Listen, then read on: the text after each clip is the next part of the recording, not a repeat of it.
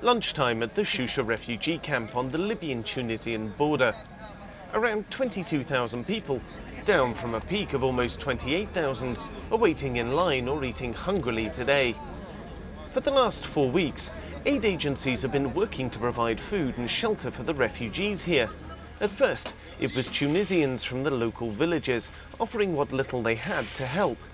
Then, volunteers from small organisations dropped whatever they were doing to set up more organised kitchens. Now, all of that is changing. The small groups are handing over fully to the professionals, international bodies like the Red Crescent and UNHCR, groups who have experience built up over decades. At the beginning, all these things was done by, as a volunteer. We offer our association, offer this kind of things to the government, to the army, to the Red Crescent. So in 3 weeks later, we have a lot of people coming, and something happened. We should step back because these things become more professional. While professionalization loses some of the tactile responsiveness to needs on the ground, it gains much more. Originally, Choucha grew organically. The tents were closer together and arranged semi-randomly. That led to the risk of fires, difficulty in controlling contagions like scabies, and even fights between those living here. Professionalization means doing things on an industrial scale, and that means companies. It means contracts for tents and water and food. The impact of professionalization also extends beyond the camps. At Ben Gardin, the local hospital is receiving new equipment. For international agencies, it means the facilities are there if they need them for the refugees. For locals, it means upgrades to economic infrastructure after years of neglect under Tunisia's previous administration. All of that costs money. Tunisia is not a wealthy country and has just come through a revolution. So other Arab nations like the United Arab Emirates have to step up to fill the gap. This is the UAE camp.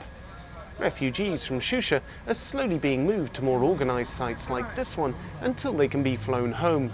In terms of water, we get in touch with one of the suppliers and they feed us on the call. In terms of food, it's the same thing. I know we're just getting the kitchen started, but what we're doing now is we're getting some of the restaurants to help us. But once the kitchen is open, then we will end up getting the fresh food supply from the domestic supplies here. But professionalization is expensive.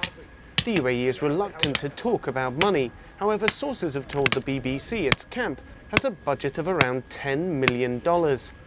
That may rise if more refugees come. This is the Libyan-Tunisian border, and at this point on the other side, it's controlled by forces loyal to Colonel Gaddafi. That means that if you're a refugee and you come from any other country in the world, they'll let you cross. But if you're a Libyan, it's much more difficult.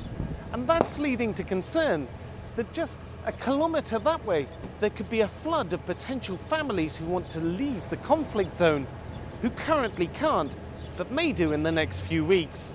If the Libyans are anything like the other refugees to cross the border so far, they will arrive with very little. Yeah, so we collect my money every 10. Especially if you have dollar, you go collect them for $850. I have dinars, 680 dinars, dollars. You don't collect everything for my. I don't have anything. All the blankets I take and come here. I don't have anything. They beat us, correct all our properties with your money, with our telephone.